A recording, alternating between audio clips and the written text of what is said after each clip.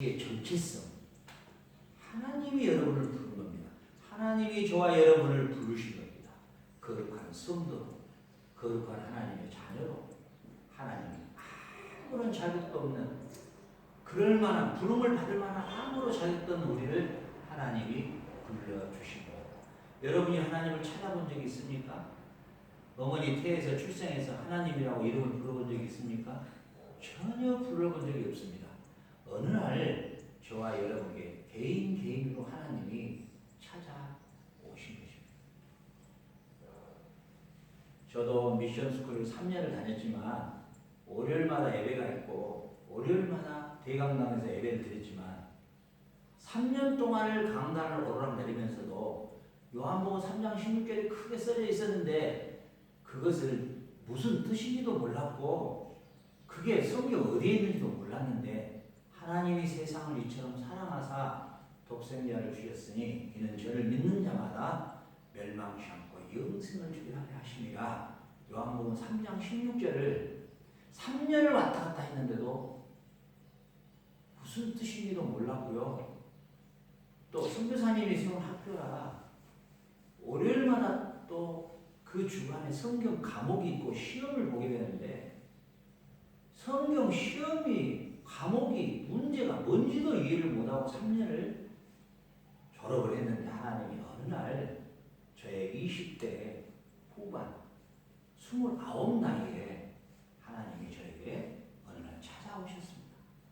그리고 저를 불렀습니다. 너는 내 백성이야. 너는 내 아들이야.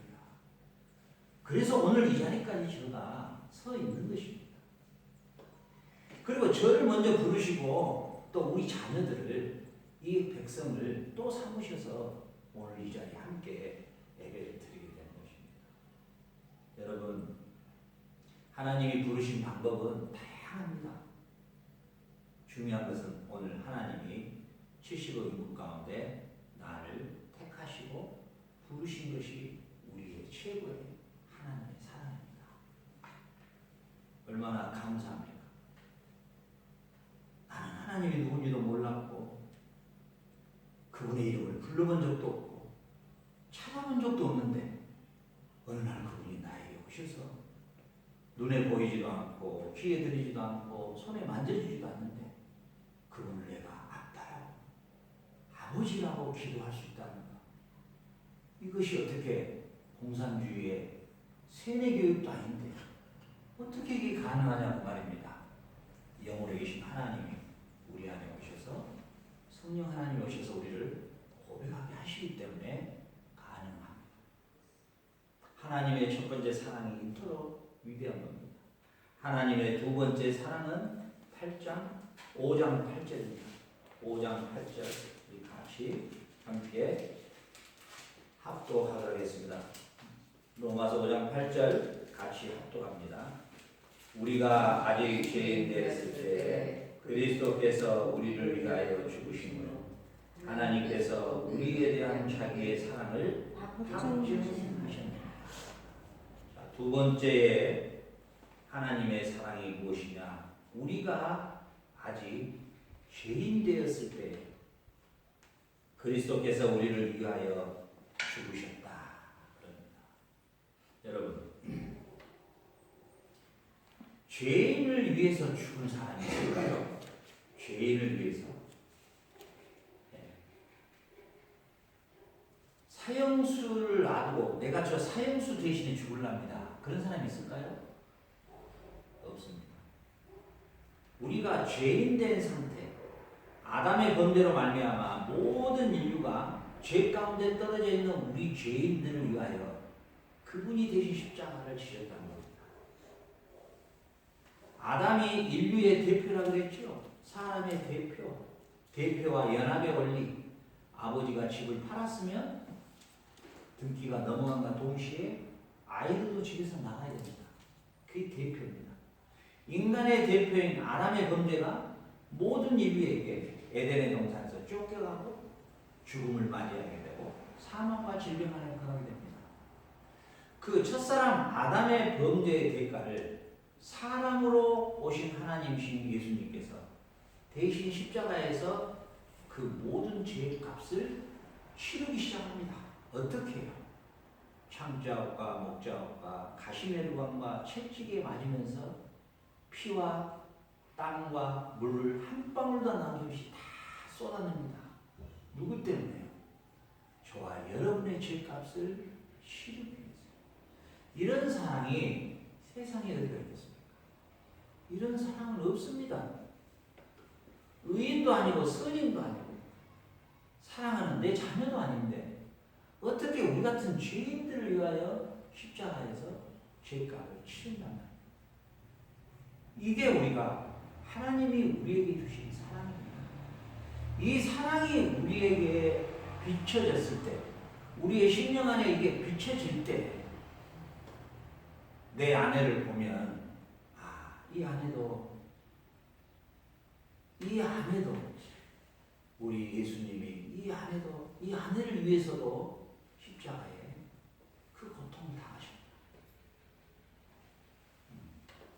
내 자녀들을 볼 때도 우리 자녀들을 위해서 예수님이 십자가에 죽으셨구나. 그러면 아내가 단순한 아내로 보일까요? 자녀가 단순한 자녀로 보일까요? 그렇지 않습니다. 그 한 아내의 인격체, 그 자녀의 인격체가 그토록 고귀하게 보입니다. 그리고 함부로 다룰 수 없는 그런 하나님의 것으로 보이기 시작합니다. 하나님의 사랑의 극치인 그 아들 되신 예수님이 십자가에 죽으심으로, 오늘 말씀에서 우리가 아직 죄인 되었을 때 십자가에 죽으심으로 하나님에 대한 사랑을 우리에게 보여주셨다, 확증하셨다. 이 사랑의 빛을 여러분 마음에 쪼이면 이게 자연스럽게 투영이 되어버린 것입니다. 남에게 이 투영된다는 것이 무슨 말입니까? 이 바울은 이 사랑 때문에 그의 전생을 굶주리고 헐벗고 감옥에 갇히고 두드려 맞고 그 엄청난 고난 속에서도 이 예수님의 사랑을 증거하고자 하는 그의 열심, 마지막 순교당할 때까지 감옥에서든지 어디서든지 이 예수님의 사랑을 증거하는데 그의 삶을 온전히 다 헌신했다는 사실입니다. 이 진짜 예수님의 이 사랑의 빛을 내 영혼에 쪼이면, 그렇게 살지 않으면 살아갈 수가 없습니다. 여러분, 이건 억지나 종교적 예식이나 규범에 의해서 움직이지 않습니다. 진정으로 하나님의 사랑의 빛을 쪼이면요, 하루하루를 그렇게 쉽게 살 수가 없어요. 그렇게 살아갈 수가 없습니다. 하루도 내가 조금만 편해도 죄책감에 내 가슴이 무너질 것 같아요. 어찌됐든 간에 내가 나에게 이렇게 큰 사랑을 주신 이 예수님의 사랑을 나는 어떻게 보답해야 할까? 여러분, 부모가 칠순이 되는데요. 요즘에는 이제 60이었고 7순도 좀 그렇고 8순도 되는다 그러더라고요. 8순 잔치에 자녀들이요, 서울에 살고 하나는 대구에 살고 하나는 목포에 살아요. 어머니 8순이 돼가지고 식구들이 다 모이는데요, 목포에 사는 셋째 아들, 제일 사업으로 성공한 아들이에요. 그리고 큰아들이 제일 형편이 안 좋아. 근데 8순 잔치가 됐는데 제일 사업에 돈이 많은 아들한테 전화가 왔어요. 어머니, 미안하다. 내가 오늘 사업 때문에 참석을 못하겠다. 내가 은행에 5천만 원 넣었으니까 어머니 그걸로 드시고 싶은 것도 좀 많이 드시고 옷도 사입으시고 하시라고 5천만 원 송금을 했어요. 그 어머니가 그걸 듣고 그래 아들아 고맙다 하고 잔치가 끝나고 그 다음 아침 일찍 은행에 가서 5천만 원을 찾아가지고 제일 못 산 큰아들한테 손에 쥐어주고,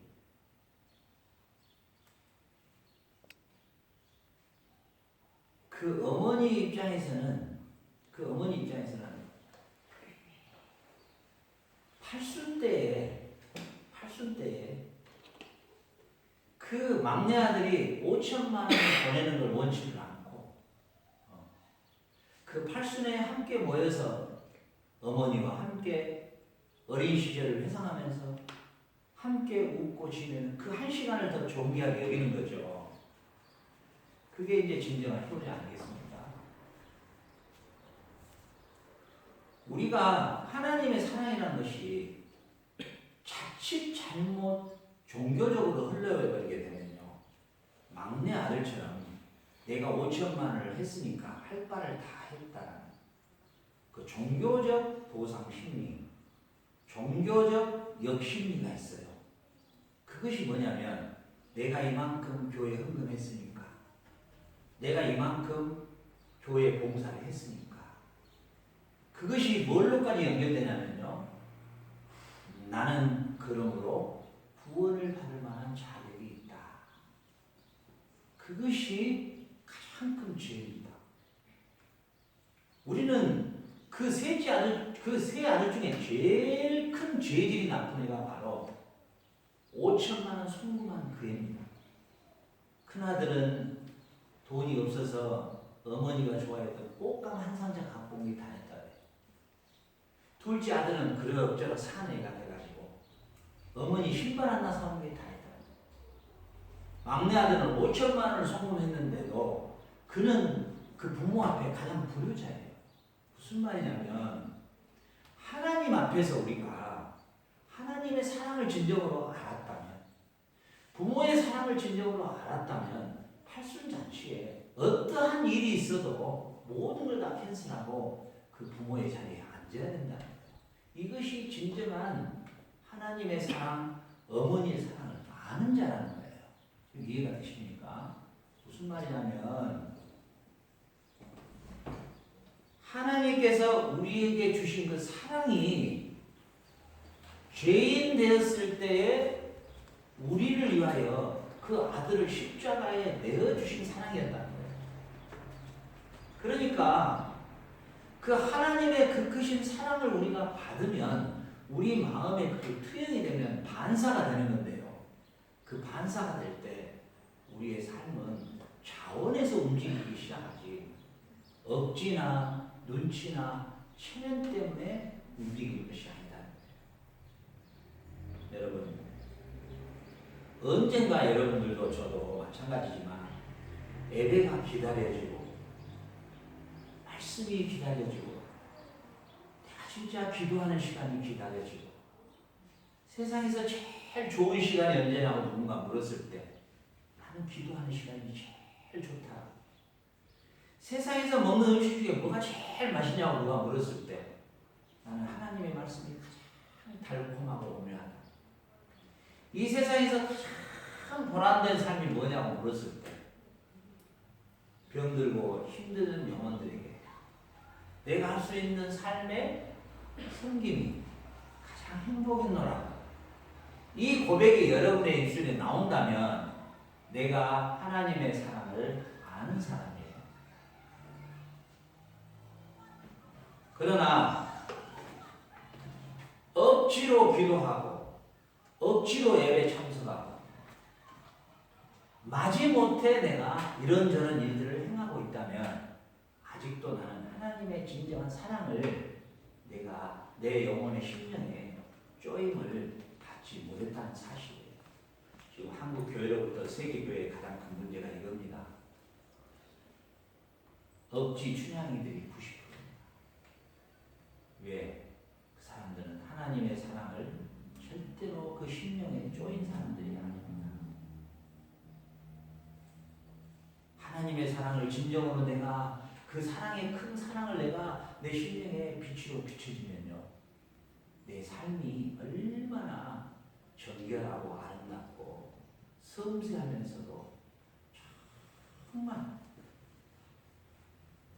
하루하루의 삶 자체가 또 자녀를 교육하는 그 자체가 완전히 달라집니다. 내가 억지로가 아니라 너무 자연스럽게 달라집니다.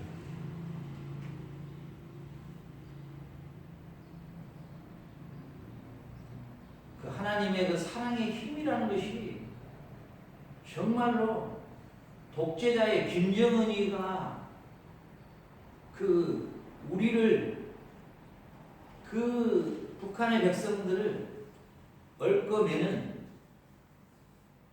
그 엄청난 이 지배력, 사람을 움직이게 하는 그 지배력 비교할 수 없습니다.